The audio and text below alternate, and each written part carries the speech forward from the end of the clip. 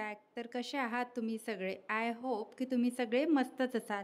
चला तर मग आजच्या व्हिडिओला सुरुवात करूया. तर आज मी तुमच्याशी माझी रात्रीची किचन क्लिनिंग शेअर करणार आहे. अगदी सोप्या आणि साध्या पद्धतीने, जास्त मेहनत न करता आणि कमी पाणी सांडवता मी तुमच्याशी आज किचन क्लिनिंग शेअर करणार आहे. तर व्हिडिओ जराही स्किप न करता नक्की कंटिन्यू करा आणि तुम्हाला जर माझे व्हिडिओ आवडत असेल तर माझ्या चॅनलला सबस्क्राईब देखील करा. चला तर मग व्हिडिओला सुरुवात करूया. सर्वात आधी जे काही अन्न उरलं होतं भांड्यांमध्ये, जेवण आमचे झाले होते, तर ते सगळं काढून घेतलं आणि भांड्याची रॅक आणली. आधी हे भांडे सगळे रिकामे करून घेते आणि नंतरच दुसरे भांडे घासायसाठी मी घेते. तर आमची सवय आहे, गरम गरम बनवलं की जेवायची अशी सवय आहे. तर आम्ही काय करते, मी पहिले जेवायला घेऊन घेते, मग नंतर किचन ओटा आवरते. तर हे भांडे मी दुपारी जेव्हा चहाचे वगैरे दुपारचे जे काही भांडे असते आणि दुपारच्या जेवणाचं माझं एक ताट असतं. स्वयंपाकाचे भांडे तर सगळे घासल्याच जातात, फक्त हे माझं एक ताट राहतं. तर ते थोडेच भांडे होते, काही वाळले होते आणि काही थोडे ओलसर होते. आणि काल थोडा पाऊस पण आमच्या इथे पडला होता, त्यामुळे थोडंसं वातावरणामध्ये मॉइश्चर होतंच. तर सगळे मी भांडे लावून घेतले. आता माझ्या मिस्टरांचा जो टिफिन आहे तो मी बाहेर काढत आहे. थोडा काचेचा असल्यामुळे तो मी साईडनीच ठेवते. असं वाटते की आपण जर ते सिंकमध्ये टाकला टिफिन आणल्याच आणि त्यावर दुसरं जर भांडं आदळलं गेलं, चुकून होतं, कधी आपण घाई गडबडीत राहतो आणि कधी असं लक्ष राहत नाही की टिफिन वगैरे आहे काचेचा, त्यामुळे असं होऊ शकते. तर मी रिस्क घेत नाही आणि टिफिन नंतरच आहे, जेव्हा मला भांडे घासायचे असते तेव्हा मी काढते. तर स्टेप बाय स्टेप आपण असं एक छोटं काम करायला सुरुवात केली आणि तर आपले कामं उरकत जातात. आणि जेवण झाल्यानंतर तर असं वाटत नाही की लगेच किचनमध्ये येऊन आपण किचन वगैरे आवराव. तर थोडासा कंटाळा कमी केला आणि पहिले आपण छोटंसं जरी काम हाताशी घेतलं, सगळं भांड्यांमधलं काढकूड करून जे काही लेफ्ट ओव्हर फूड उरलं आहे ते बाजूला आपण ठेवून दिलं आणि भांड्याचं टोपलं वगैरे आपण रिकामं केलं. जी भांड्याची रॅक आहे ती आपण रिकामं केलं तर आपल्याला लगेच उत्साह येतं की आपण ह्या भांड्यांमधलं पाणी काढून खरकटं आपण बाहेर टाकून देऊया. नंतर ते झाल्यानंतर आपलं खरकटं पाणी आपण बाहेर नेऊन टाकतो. जे काही खरकटं आहे ते पण सगळं बाहेर नेऊन टाकतो. जे पण सिंकमधली घाण आहे ते सगळी आपण डस्टबिनमध्ये टाकतो. तर असं वाटतं आता फक्त एक घासणी लावून आपल्याला भांडेच तर घासायचे आहे. तर अशा प्रकारे आपले कामं सोपे होतात आणि स्टेप बाय स्टेप एका पाठोपाठ एक आपलं दुसरं काम होत जाते आणि एवढं काही लोड येत नाही कामाचं आणि इझिली कामं होऊन जातं. सर्वात जास्त मेन काम जे आहे आपल्याला किचनमध्ये वाटतं ते भांडे घासणे आहे, कारण भांडे खूप सारे जमा होऊन जातात, दुपारचे म्हणा, संध्याकाळचे म्हणा. आणि संध्याकाळ, दुपार आणि सकाळी तर खूपच असे भांडे असतात. 3 टाईम तर भांड्यांचा पसारा असतो. तर जे काही टिफिन होता, मिस्टरांचा टिफिन होता, त्याला हे असे रबर लावले आहे, ते सगळे वेगळे काढून लावले. आपण जेव्हा हे सगळं घासत असतो असे भांडे, तर थोडे व्यवस्थित आणि बारकाईने घासले तर तेव्हा ते स्वच्छ होतात. तर अशा प्रकारे चॉपर वगैरे मी सगळ्या रात्रीच घासून ठेवत असते. म्हणजे जेव्हा पण त्या चॉपरचा मी यूज करते तेव्हा मी ते चॉपर घासून घेत असते, म्हणजे त्याच्यावर अन्नपदार्थ चिटकून राहणार नाही आणि त्याचं काही फंगल वगैरे त्याला लागणार नाही, कारण लाकडी चॉपरचा असा प्रॉब्लेम होता. तर मी इथे कोरडा कापड घेतला आहे. गॅसची शेगडी ती पूर्ण त्या कोरड्या कापडाने स्वच्छ करून घेतली आणि स्वच्छ केल्यानंतर इथे हा जो स्प्रे मी बनवून ठेवला, मी 1-2 व्हिडिओमध्ये हा स्प्रे तुमच्याशी शेअर केला आहे. लिक्विड सोप, सोडा आणि व्हिनेगर यामध्ये मी टाकलं आहे आणि हा स्प्रे मी बनवून ठेवला आहे. आता मी या स्प्रेनीच तुम्हाला माझं किचन, माझी जी शेगडी आहे ती तुम्हाला स्वच्छ करून दाखवत आहे.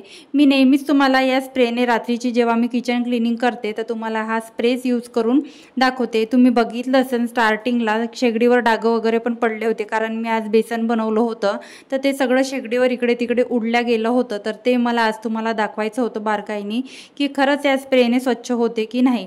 तर मी आज स्टँड पण धुणार नाही आहे, जसं मी तुम्हाला व्हिडिओच्या आधी सांगितलं. वातावरणामध्ये खूप मॉइश्चर आहे, पाऊस पडून गेला आहे आणि आता रात्रीची वेळ आहे. तर शेगडी आपण जर डीप क्लीन केली, म्हणजेच पाण्याने वगैरे धुतली, तर पाण्याने धुतल्याने काय होतं, आपल्या शेगडीला रस्ट वगैरे लागून ते खालून त्याला जर छिद्र पडले, खालच्या ज्या नळ्या असतात असं पाणी लागून आणि ते व्यवस्थित जर ड्राय झालं नाही तर त्या जर नळ्या आपल्या खराब झाल्या तर लिकेजचा प्रॉब्लेम होतो आणि आपल्याला कळतसुद्धा नाही की आपली गॅस शेगडी कुठून लिकेज आहे, कुठून प्रॉब्लेम होत आहे आणि कुठली नळी निघाली आहे. कारण आपलं रुटीनमध्ये असतं, फक्त आपण गॅस यूज करायचं बघतो, बाकी आपल्याला काहीच म्हणजे आपण याचे बारकावे बघत नाही.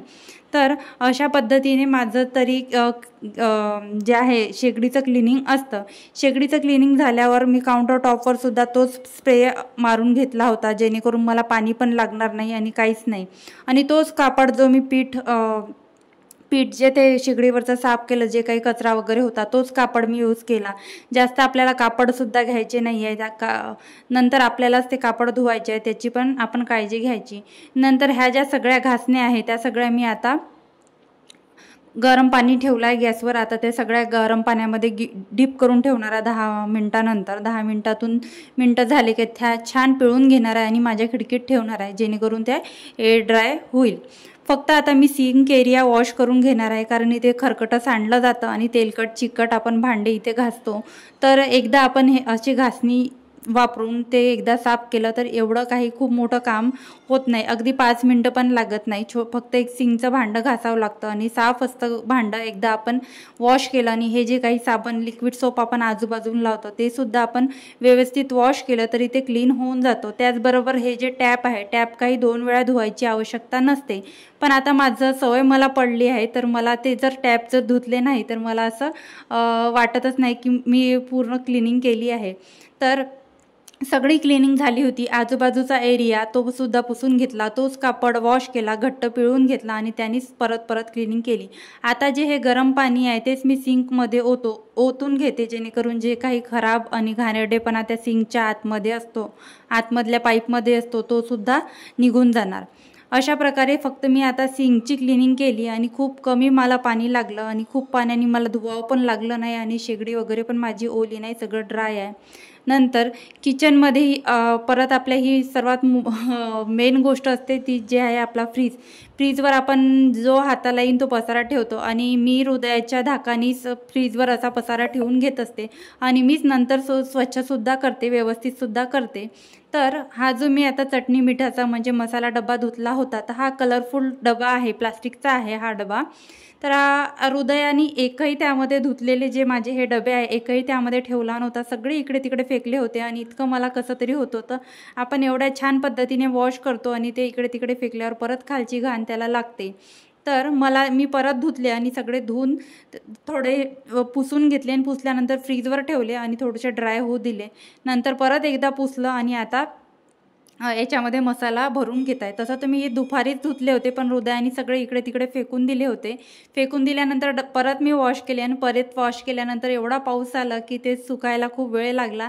तर असं होतं कधी कधी, आपण विचार एक करतो आणि एक आपलं वेगळंच काही होते. तर हा मसाला डबासुद्धा मी आतमध्ये ठेवून दिला. आता मला सकाळी उद्या टिफिनला कारल्याची भाजी द्यायची आहे आणि 8:30पर्यंत मला सगळं लंच आणि ब्रेकफास्ट प्रिपेअर करायचा असतो. तर फक्त कारलेच मी अशा पद्धतीने चिरून ठेवत असते, कारण मला कारल्यांमध्ये बिया, कारले जर जरड वगैरे असले तर त्यामध्ये बिया असतो आणि थोडा वरचा भाग पण मी थोडा हलकासा काढून घेत असते, जेणेकरून जास्त असा कडवटपणा लागणार नाही आणि कारले खाणंसुद्धा चांगलं आहे. तर मग त्यासाठी मी ह्या 2 गोष्टी करत असते. तर मला ह्या प्रोसेसला सकाळी खूप वेळ लागतो, माझे 10 ते 15 मिनिट या प्रोसेसमध्ये लागतो. आणि दुसरी गोष्ट म्हणजे कारले जर आपण लगेच शिजवायला घेतले तर भाजी प्रचंड कडू लागते. तर ते गोष्ट अवॉइड करण्यासाठी आता मी काही दिवस झाले रिसेंटली मी आता कारले असे चिरून घेते आणि रात्रभर असे मिठामध्ये ठेवते आणि त्यांनी काय होते, कारले लवकर शिजतात आणि सकाळी उठल्याबरोबर ह्या कारल्यांमध्ये पाणी टाकून ठेवते, म्हणजे असे ताजेतवाने असे कारले होते. फक्त ह्या ज्या भाज्या आता मी चिरले आहे ह्या भाज्या मी फ्रीजमध्ये न ठेवता बाहेरच ठेवते, काही खराब वगैरे होत नाही, चांगल्याच राहते. आणि असं म्हटलं जाते की चिरलेली भाजी जर आपण फ्रीजमध्ये ठेवली तर त्याचं पॉयझन होते आणि असं ठेवायला नाही पाहिजे, असं मी तरी पर्सनली ऐकलं आहे. तर मी चिरलेल्या भाज्या फ्रीजमध्ये ठेवत नाही. आणि लसूण वगैरे मला जो लागतो, तर दोघांच्या भाजीला थोडाच लसूण लागतो, तर मी वेळेवर असा निवडून ठेवत असते. तर मला आता उद्या सकाळच्या भाजीसाठी लसूण पाहिजे होता, तर आता मी जेव्हा संध्याकाळच्या स्वयंपाकाची तयारी केली तेव्हाच मी आता उद्या सकाळच्या भाजीसाठी पण त्यातलाच लसूण काढून ठेवला आणि तो सुद्धा बाहेर ठेवला आहे, मी फ्रीजमध्ये स्टोअर केलेला नाही आहे. तर अशा प्रकारे मी म्हणजे उद्या सकाळच्या टिफिनचं पण प्रिपरेशन करून घेतलं आणि हे जे काही मसाले मी आता डब्यामध्ये भरले त्याचे रॅपर वगैरे सगळे मी खाली टाकले होते, कारण ते तुम्हाला व्हिडिओमध्ये दिसताना खराब दिसेल म्हणून मी सगळे खाली ठेवून घेतले होते आणि हृदयाने सगळे फेकून सगळा खाली पसारा आणि सगळं खाली सांडून ठेवलं होतं. तर अशा प्रकारे ते सुद्धा खालचं फ्लोअर मी साफ करून घेतलं आणि सगळं जे काही खाली सांडलं होतं ते स्वच्छ केलं. एक टिश्यू घेतला, टिश्यूच्या साहाय्याने मिठाची भरणी, तेलाचं छोटं पॉट, तेलाची मोठी कॅटल, ते सगळं साफ केलं. तर कसा वाटला तुम्हाला माझा आजचा व्हिडिओ मला कमेंटमध्ये नक्की सांगा आणि व्हिडिओ जर आवडला असेल तर व्हिडिओला एक लाईक आणि चॅनलला सबस्क्राईब करायला विसरू नका. भेटूया अशाच एका नवीन आणि इंटरेस्टिंग व्हिडिओमध्ये. तोपर्यंत मस्त राहा आणि स्वतःची काळजी घ्या. Bye bye.